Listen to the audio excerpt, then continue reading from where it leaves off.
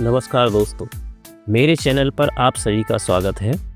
ई पंजीयन सीरीज के आज के इस वीडियो में हम जानेंगे कि वसीयत को ई पंजीयन पोर्टल पर कैसे ऑनलाइन फीड किया जाता है। वसीयत को कुछ ही मिनटों में, चुटकियों में आप आसानी से ऑनलाइन फीड कर सकते हैं। ई पंजीयन में फीडिंग की दृष्टि से देखा जाए तो वसीयत सबसे ही सरल दस्तावेज है। अगर आपको वीडियो पसंद आए तो वीडियो को लाइक और शेयर कर देना। तो आइए जानते हैं वसीयत को कैसे ऑनलाइन फीड किया जाता है। तो सबसे पहले हम कोई सा भी ब्राउजर खोल लेंगे और यहाँ पर हमें ई पंजीयन की वेबसाइट पर जाना है। epanjiyan.rajasthan.gov.in इस वेबसाइट को खोलने के बाद इस तरह का इंटरफेस आपको मिलेगा।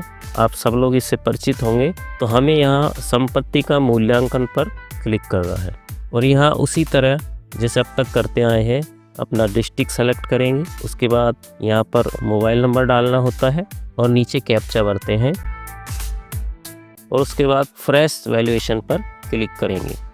इसके बाद आपके मोबाइल नंबर पर एक OTP आएगा और इस OTP को हमें यहाँ पर डालना होगा।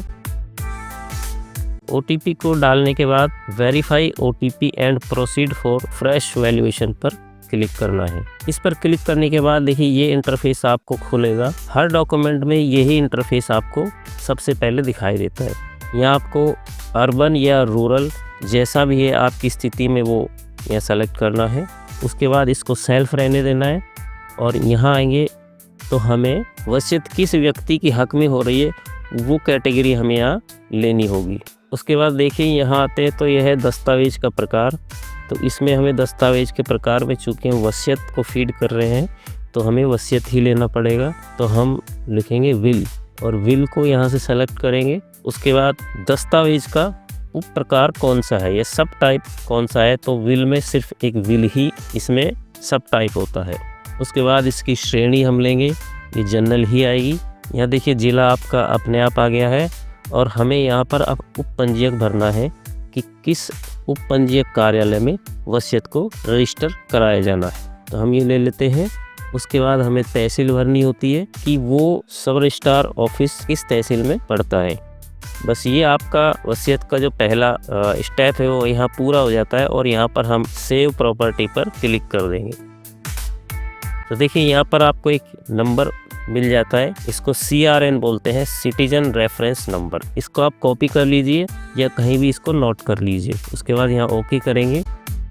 तो देखिए वसीयत फीड करने की जो प्रक्रिया है वो लगभग पूरी हो चुकी है। अब इसके बाद हमें सिर्फ आगे जाकर नाम भरने होते हैं। उससे पहले देखिए यहाँ हमें डेट सेलेक्ट करनी होती है कि किस तारीख को वसीयत हो रही है।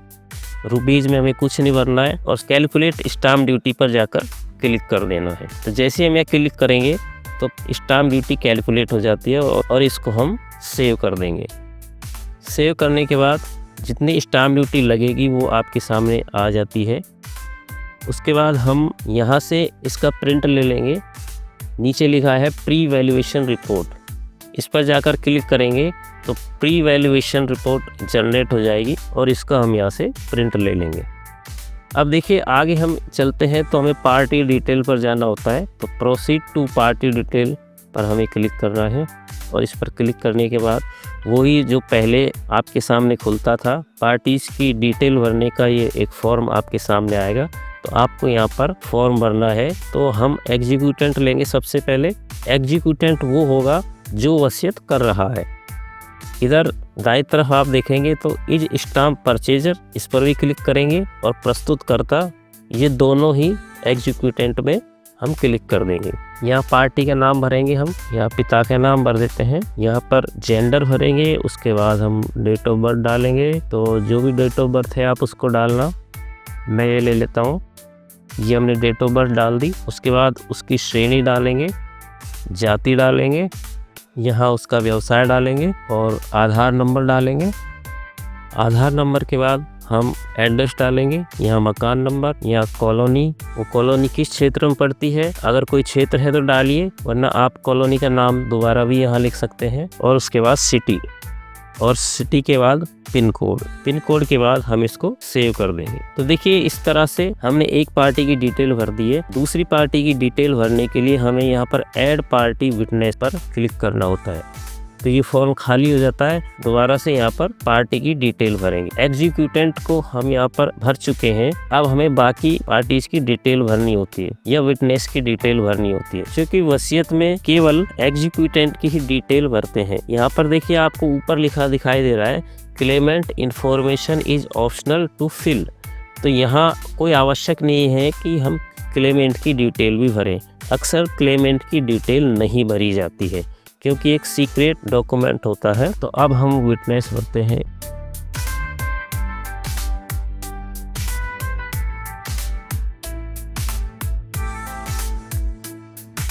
तो देखिए ये विटनेस हमने भर दिया है। इसी प्रकार से आपको दूसरा विटनेस भरना है। तो यहाँ आपका दूसरा स्टेप भी पूरा हो जाता है। यहाँ देखिए प्रेजेंटर डिटेल में जाकर आपको दस्तावेज प्रस्तुतकर्ता स्वयं पक्षकार है, इसको चेक करके सेव करना है। उसके बाद नेक्स्ट स्टेप यानी पेमेंट पर जाना होता है। पेमेंट पर हम जैसे ही क्लिक करेंगे तो आपके सामने कुछ इस तरह का इंटरफेस खुलेगा। यहाँ आपको फीस भरनी होती है। 500 रुपये जो फीस लग रही है उसको यहाँ पर आपको फीड करना होता है। तो यहाँ एग्जीक्यूटेंट का नाम ऑटोमेटिक आ जाता है। उसके बाद आपको यहाँ पर भरना होता है कि फीस को किस तरह से जमा कराया गया है।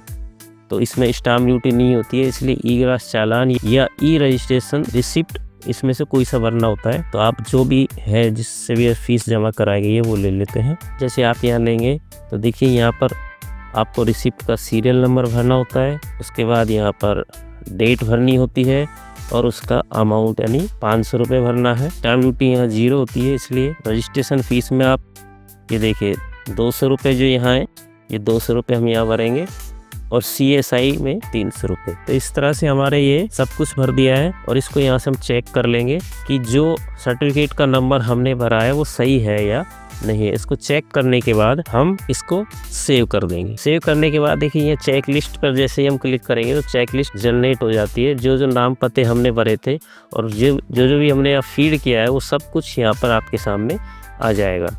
तो इसको आप प्रिंट कर लीजिए क्योंकि इस चेक लिस्ट को दस्तावेज के साथ लगाना जरूरी होता है। बस उसके बाद फाइनलाइज एंड एग्जिट पर जाकर हम क्लिक करेंगे और वसीयत का काम पूरा। तो देखिए किस तरह चुटकियों में हम वसीयत को ऑनलाइन फीड कर सकते हैं। तो दोस्तों ये बहुत ही सरल दस्तावेज है जिसे हम आसानी से ऑनलाइन फीड कर सकते हैं। यहाँ तक वीडियो देखने के लिए आपका बहुत बहुत शुक्रिया।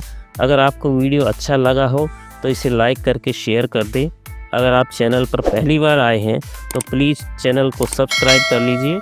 अगर किसी प्रश्न का जवाब आपको नहीं मिला है तो आप बेझिझक कमेंट करके पूछ सकते हैं, जिससे मैं आपके प्रश्नों का जवाब दे सकूं। और हाँ, आप कमेंट करके यह बताने का कष्ट करें कि आप किस शहर से यह वीडियो देख रहे हैं। बहुत बहुत धन्यवाद।